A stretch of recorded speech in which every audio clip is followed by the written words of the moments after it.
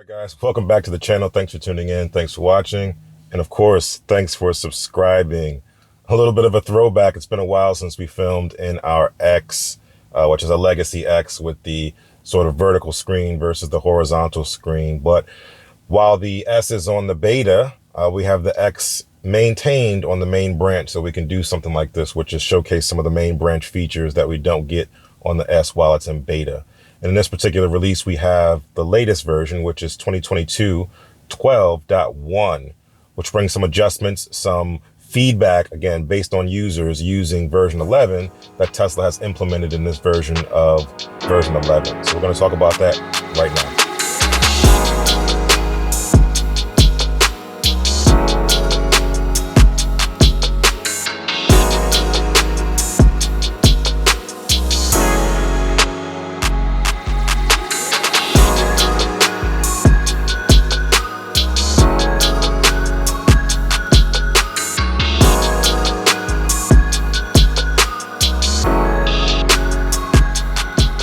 Talking about 2022 12.11, the main release, not the beta. We're in our legacy Model X here with the vertical screen versus the horizontal, which doesn't feel too far back, too dated. I think other than the fact that the UI doesn't really fit, this type of orientation, doesn't take advantage of this orientation. It's more suited for the more horizontal orientation, but otherwise it doesn't feel too dated. But here we go. We got the latest update. We've got some new adjustments. Tesla heard your feedback. They heard the issues that people were having in the Model 3s and the Model Ys, as well as the Model S's and X's, the legacy versions with the new UI in the customizable app tray down here. And they made some adjustments. So in this particular release, we're talking about additional bottom bar customization, now giving you more features that you can add to your bottom bar down here. Okay. Now this bottom bar is not that bad and actually can fit more icons on the ones that you can dock in the Model S because it's a horizontal screen. That's kind of the platform that it was developed in. Version 11 itself was developed against that. I believe the Model S's and Model X's now horizontal 17-inch touchscreen versus the Model 3 15-inch touchscreen, which is smaller, has a lot more condensed information in it, or the Model S and X Legacy, which have the vertical 17-inch touchscreen, where a lot of things are sort of confined to a set width, as opposed to having the landscape view that you get with the horizontal screens. All right, so in this particular instance, they're giving us more options here. When you click here, you start to see the set number of icons that are available for you to dock in this lower area here. But what they've done now is that if you choose to edit this in the edit mode of this, you can now go in and edit it and now add additional functionality if you want to have it docked down here, trying to reproduce what they used to have when they used to have stationary icons down here for seat heaters and defrosters and heated steering wheel, so on and so forth. So again, this gives you some flexibility. If you want to add, defrosters down here, you can add defrosters down here, no problem. If you want to add the seat heaters, you can add the seat heaters, steering wheel, so on and so forth. So this is just giving you additional features of the car that you can now dock down here for quick access. All right, as opposed to going through the main menu and going through controls here and getting that. So that's this one. This is pretty cool. Again, this UI is not really catered towards these legacy Model S's and X's just because you have so little horizontal space here with this large screen. So that's what you have here, which is pretty cool. Again, just trying to give people as much access as possible. You can still do things through voice commands. So you don't necessarily have to have them at the touch of your fingers. You can still use voice commands to turn on the seat heaters, turn on the defrosters, so on and so forth. So if you really need to do that frequently, then maybe it makes sense to have a button here. If you don't do it that often and it's not really cold or not really hot enough for you to be able to use them, it probably makes sense just to use the voice commands here and then use these for more of the icons and apps that you would typically use on a day-to-day basis. All right, so Spotify, I'll put Spotify down here. Stuff like that. So that's really what it comes down to. There's also the concept of this bottom bar also expanding and contracting based on what's here. So I'm going to go ahead and save this one, but I'm also going to turn off the AC here. And if I do that, or if I do turn it on and actually split it, and there's no passenger here, you see that? This kind of goes away. All right, so this kind of goes away. So now you have more real estate to do more things. I really don't think that the recently used icon is very valuable either. I think you could take that out completely, have this menu item at the end, and then create more space for another stationary app here, because whatever the recently used icon is, in most cases, is going to be one of the, it's going to be one of the things you actually use. And the thing that's here is something that you rarely use, which is why it's not docked. And so that's why I think it should just be removed altogether. Make this the full maximum capability here, and then allow yourself to be able to customize with even more options down here. The next thing we're talking about is charge time estimation.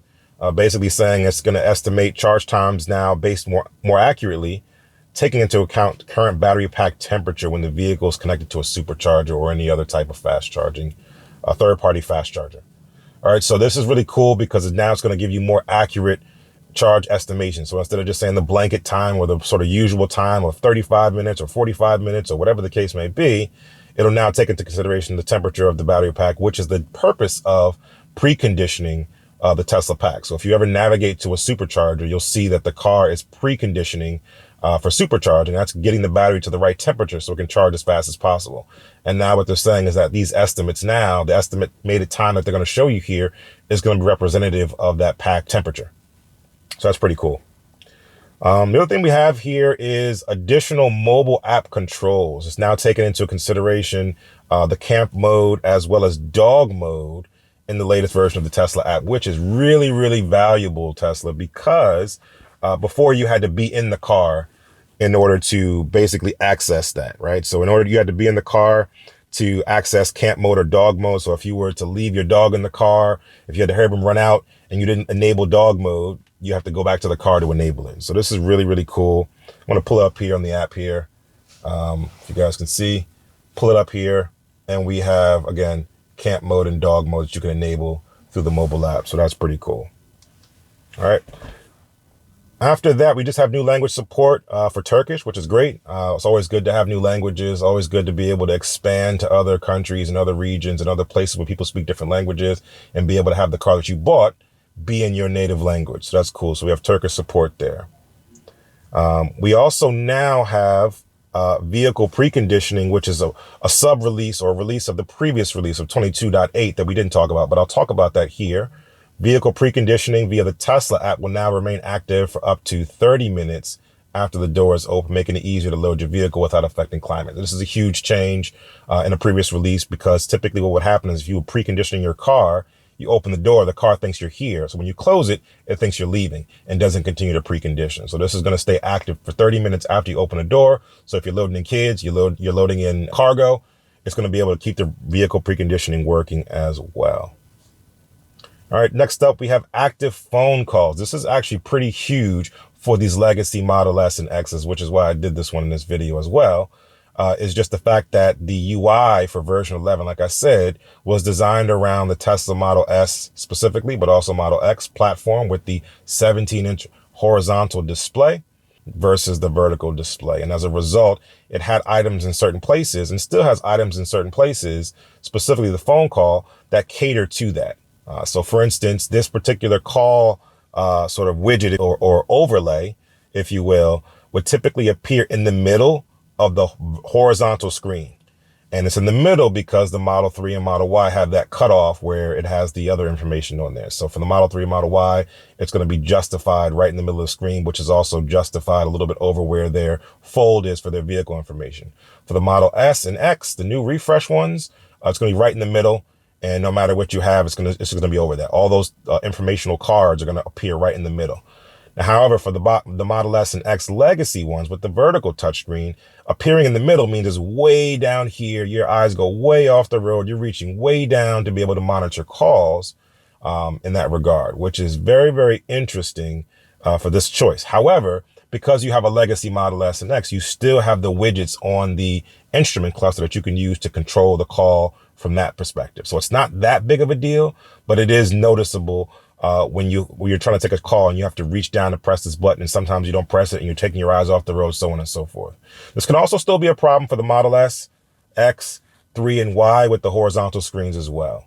But this is pretty cool because now it says the active phone call will now be displayed in the status bar at the top of the touch screen. You can answer, hang up the calls from the card at any time, swipe up to dismiss, and tap the phone icon status bar again to display it again. Okay, so again, just putting it more along these lines, which is great for the vertical touchscreen, but also even useful for the horizontal touchscreen, just making it closer so your line of sight in your eye don't go too far off the road. You're able to click up here to end the call as opposed to clicking down here or on the vertical screen. Let's say that's roughly around here to click. So that's pretty cool. New language support again in Czech. So that's good. Boombox features, the biggest disappointment. I really don't know why we weren't able to keep these features, is that Boombox features are now only available while parked, with the exception of summon, obviously, right? So if you have a summon sound and you use the summon, it's going to make the noise or play the music or do whatever you need to do. But the drive option that they had there is no longer available. So I'll go here. I'll go to Toy Box. I will go to, well, this one doesn't even have the Boombox, so I can't even show you that. But basically the drive option for the Boombox is missing now in that particular regard. So you only have the horn where you can replace the horn or add to the horn. You have the summon feature, but you don't have the driving option because you no longer can drive and have that music, which is very, very odd. If anything, at least limit it to lower speeds, like make it active when it's below a certain speed. Above a certain speed, maybe it's a distraction, but if it's like 25 miles an hour or lower, that's when it becomes active. I think that's a good middle ground between whatever the NHTSA is complaining about in regards to the Boombox feature, because at that point it's just the same as the reverse pedestrian alert speaker in terms of the sound that it makes. All right, so that's pretty much it. The save dash cam feature now just allows you to be able to press this button and save the dash cam, which is the way it should have been all along. So this is really more of a bug fix more than a new feature. And that's pretty much it for this release. Let me know if you got this release. Let me know what you think about it. Let me know if you have the legacy Model S or X and how you think version 11 is faring. In the time that I use this particular car, I don't really like it as much. It's a lot of dependency on this bottom row. But in addition to that, it's just harder to navigate things, specifically to close them. Before, there used to be an X where you could press X, and that was the case. Now you have to swipe down or press the icon again to make it go down. But again, you're moving more focus away from the road and more down to the bottom part of the screen, which I do not like very much. All right. Another quick note before we leave is the true north, facing north, your orientation for your map. It used to be on the left, which is great for the Model S and Model X, the refresh. They moved it back to the right now, which is more standard in line with these icons, which is not that big of a deal for the legacy version because you're only reaching right here. For the new S and X, reaching over here is a lot further away, and it's a little bit distracting. So I hope they keep this. I'll test it out once we get this build in the S to see if it stays over here for the S. But right now it's moved back over here. So if you want to change your orientation, you'll need to do that on this side of the screen. And same thing for Model 3 and Model Y. But let me know your thoughts in the comments. Let me know what you think about it. Let me know if you got this release, if you didn't get this release, what your thoughts are on it. And until the next time, enjoy your day, enjoy your Tesla.